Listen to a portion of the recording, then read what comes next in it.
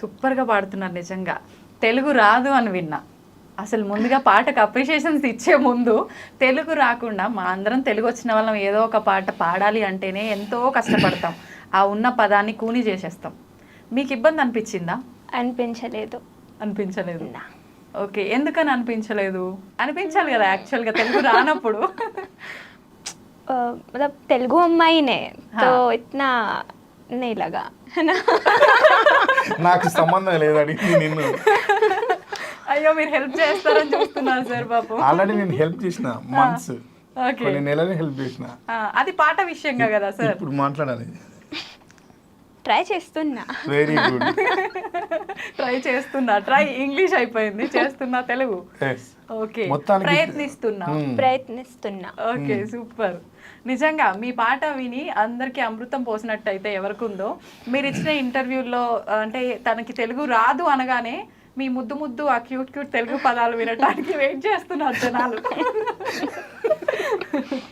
Okay sir, నేను ఒక అంటే ఈ టాపిక్ నుంచి పక్కన వస్తే మధ్యలో ఒక విషయం అడగాలనుకుంటున్నా. మీరు జగన్ గారి దగ్గర ఒక సాంగ్ పాడే అవకాశం మీకు వచ్చింది, ఎలా వచ్చింది, ఏంటి ఆ సాంగ్? మళ్ళీ మా అందరి కోసం ఒకసారి. సంక్రాంతి పండుగ కోసం అని ముఖ్యమంత్రి గారి ఛాంబర్ నుంచి కాల్ వచ్చిందండి. అక్కడ నాకు బాగా తెలిసిన అన్న చెవిరెడ్డి భాస్కర్ రెడ్డి అన్న ఉంటాడు. ఆయన ఇక్కడ ఉన్న మన మా వాళ్ళందరితో ఎక్కువ టచ్లో ఉంటాడు. ఆయనకు మా సాహిత్యం, మా పాటలు అంటే బాగా ఇష్టం, బాగా అప్రిషియేట్ చేస్తారు. ఆయన బాగా వింటారు పాటల్ని. అట్లా అక్కడ ప్రస్తావన వచ్చినప్పుడు నా పేరు కూడా చెప్తే నేను వెళ్ళినప్పుడు అక్కడ ఆ సంక్రాంతి పండుగలో ఆ పాట పాడినాం. అది కూడా ఎందుకు పాడినానంటే ఈ నెట్వర్క్ యుగంలో కూడా ఇంత అప్డేటెడ్ ప్రపంచంలో ఉండి కూడా జగన్ అన్న ఫోన్ వాడడం అంటే నాకు నిజంగా చాలా చాలా ఆశ్చర్యం అనిపించింది. ఆయన ఫోన్ వాడకుండా రాష్ట్రాన్ని నడిపించే పనిలో ఎంత నిమగ్నమై ఉన్నాడో, మన చేతుల్లో ఫోన్ ఉండి మనం ఎంత చెడిపోతున్నామో అన్నం చూసి నేర్చుకోండి అని వచ్చిన మెసేజ్ చెప్పిన. ఓకే, అది మీరు ముందుగానే రాసుకున్నారా సార్ అప్పటికప్పుడు? లేదు, నేను రాసిన పాటే అది, ఇంతకుముందు రాసుకున్న పాటే.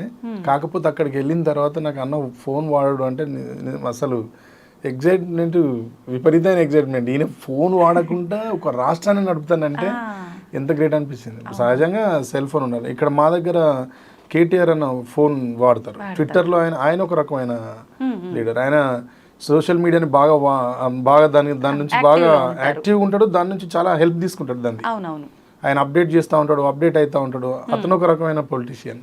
ఆయనేమో దీన్ని వాడుకున్న టెక్నాలజీని. కానీ జగన్ అన్న టెక్నాలజీని పక్కన పెట్టి టెక్నాలజీ టైంని నడిపిస్తాడు. ఒక 5 ఏళ్ళు నడిపించాడు, మామూలు విషయం కాదు కదా. అట్లా నాకు సెల్ ఫోన్ వాడి దుర్వినియోగం అవుతున్న వాళ్ళ జీవితాల లోపల అవి అన్నను ఆదర్శంగా తీసుకోండి, సెల్ ఫోన్ ఎక్కువ వాడొద్దు అని చెప్పేసి అని చెప్పాలనిపించి చెప్పిన. కళల ప్రపంచం, కల్లోల ప్రపంచం, కౌగిట పడి నలుగుతోంది నేటి ప్రపంచం, మాయాజాలం జగమంతటగాలం, అరచేతిలో కొలువైంది నా శనగాలం, ప్రతి ఇంటిని చుట్టుకుంది ఇంటర్నెట్టు, అన్నింటికి ఇప్పుడదే ఆయువు పట్టు, అభివృద్ధికి కట్టుకున్న సైబరు మెట్టు, అశ్లీలత దాని అంతరాత్మలో గుట్టు, నమ్మరయో నెటిజన్స్ తల మీదొట్టు, కలల ప్రపంచం. అట్లానే అది ఆ రోజు ప్రజెంట్ చేసి వింటుంటే అనిపిస్తుంది సార్, నిజంగా ఇంత ఉందా ఫోన్ వల్ల మనకు ఇబ్బంది. ఫోన్ వల్ల మంచి కూడా ఉందండి. ఫోన్ వల్ల మంచి కూడా ఉంది. మనం ఇక్కడ 6 ఆకలితో ఉన్నాం అంటే అన్నం కూడా ఫోన్ ఇక్కడికే తెచ్చిస్తే మనకి. ఇన్ కేస్ మన అమ్మో నాన్నో ఎవరైనా ఎక్కడో దూరంగా ఉన్నారు అంటే కూడా వాళ్ళని ఇమీడియట్గా మన దగ్గర తీసుకురావడం కూడా ఫోన్ మనకు ఉపయోగపడుతుంది. అంటే దీంట్లో మంచిని వాడుకోవడంతో పాటు చెడుని ఎక్కువ వాడుకున్నప్పుడు దానివల్ల చెడు ఫలితాలు వస్తాయనే విషయాన్ని చెప్పినాను. కొత్త సెల్ ఫోన్ వచ్చిన కొత్తలో, చాలామంది వాట్సాప్ వచ్చిన కొత్తలో, తర్వాత ఇన్స్టాగ్రామ్ వచ్చిన, టిక్ టాక్ అయితే అత్యంత భయంకరమైంది. దానివల్ల కొన్ని కాపురాలు కూలిపోయినాయి, కొన్ని జంటలు విడిపోయినాయి, కొన్ని సంబంధాలే తెగిపోయినాయి. అసలు భార్యాభర్తల మధ్య ఎన్ని తగాదాలు వచ్చినాయో. అది ఉన్నంతసేపు, టిక్ టాక్ ఉన్నంతసేపు నా మనసులో రోజు ప్రామిస్ దాన్ని తిట్టుకున్నట్టు ఈ భూమి మీద నేను ఎవరిని తిట్టలేదు ఇప్పుడు టిక్ టాక్ అనే యాప్ను ఇరిటేషన్ నాకు అది ఓపెన్ చేస్తే అది పోవాలి అది ఉండద్దు ఎవరైనా బ్యాన్ చేయాలి చేస్తే బాగుండు దీన్ని ఎవరైనా ఫైట్ చేస్తే బాగుండు అని అనిపించేది. మస్తు హ్యాపీ ఫీల్ అయి ఉంటారు సార్ మీరు బ్యాన్ ఫీల్ అవడం ఏందండి, పాటే రాసిన నేను కరోనా టైంలో. కరోనా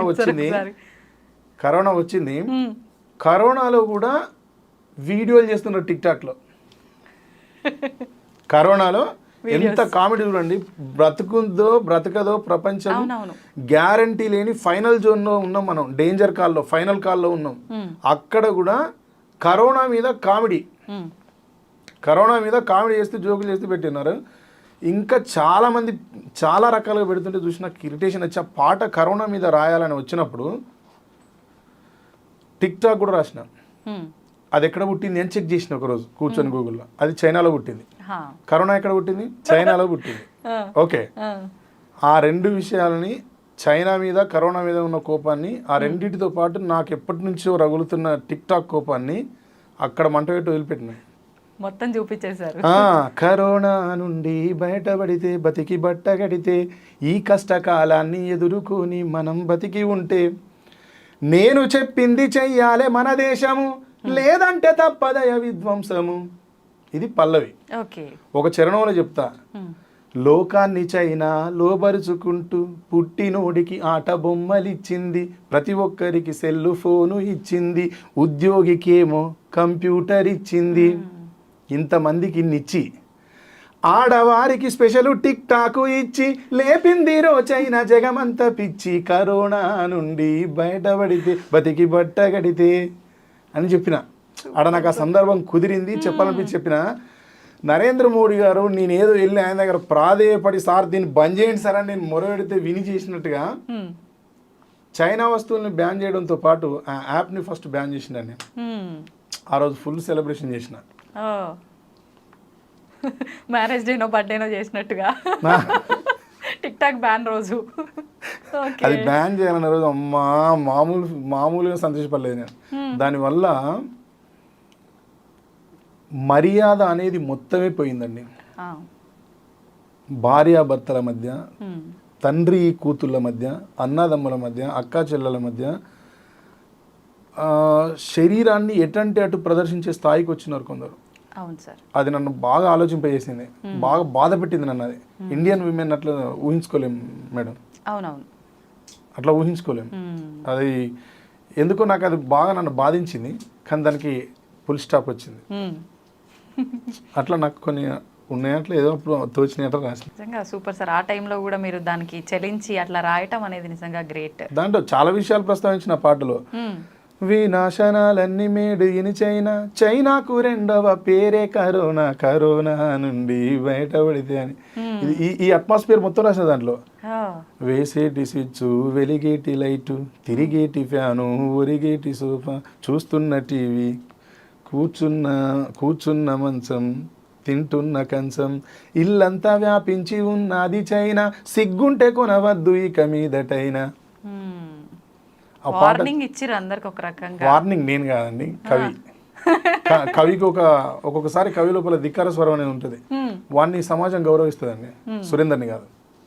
సురేందర్ చెప్పలేదు అది, నా లోపల ఉన్న కవి ఈ సమాజంతో 20 సంవత్సరాలుగా సంబంధం కలిగి ఉన్న కవి చెప్పిండు. సురేందర్ మాట్లాడితే ఎవరు తీసుకోరు మేడం దాన్ని. ఇప్పుడు తీసుకుంటారు సార్, ఎందుకు తీసుకోరు? ఎప్పుడైనా కవి ఐడెంటిటీ రాక ముందు వరకే కదా సార్ అదంతా.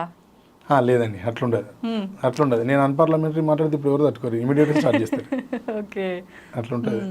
ఓకే సార్, సాయి చంద్ గారి విషయానికి వస్తే వారికి మీకున్న అనుబంధం, వారు పాడిన రాతి బొమ్మల్లో ఉన్న పాట చాలా సూపర్ హిట్, అది కూడా. మీ అనుబంధం గురించి. బాణీకి, సాహిత్యానికి, పాటకు, గాత్రానికి, వాయిద్యానికి మీ అందరికీ ఉన్న సంబంధం సాయి చంద్ది నాది, సాయిది నాది, అదే రిలేషన్ మా ఇద్దరిది. పాటే నాకు మంచి మిత్రుడు, నా పాటను ఎక్కువ మోసిన గాయకుడు. గర్జన అని ఉంటాడన్న, గర్జన అన్న తర్వాత ఈ మోడ్రన్ వేదికల మీద నా పాటను బతికించింది సాయి. ఓకే సార్, ఆ పాట ఎంతో మందికి ఇష్టం, నాతో సహా. ఒక 2 లైన్లు మా అందరి కోసం. ఏది? రాతి బొమ్మల్లోన. రాతి బొమ్మల్లోన కొలువైన శివుడా, రక్తబంధం విలువ నీకు తెలియదురా, నుదుటి రాతలు రాసేవో బ్రహ్మదేవా, తల్లి కొడుకుల ప్రేమ నీవు ఎరుగవురా, తెలిసుంటే చెడ్డంత నా కొడుకుని తిరిగి తెచ్చివ్వగలవా నీ మహిమలు, రాతి బొమ్మల్లోన కొలువైన శివుడా, రక్తబంధం విలువ నీకు తెలియదురా. అసలు నిజంగా అసలు హృదయాలన్నీ కదిలించేసినట్టు అవుతుంది ఆ పాట వింటుంటే.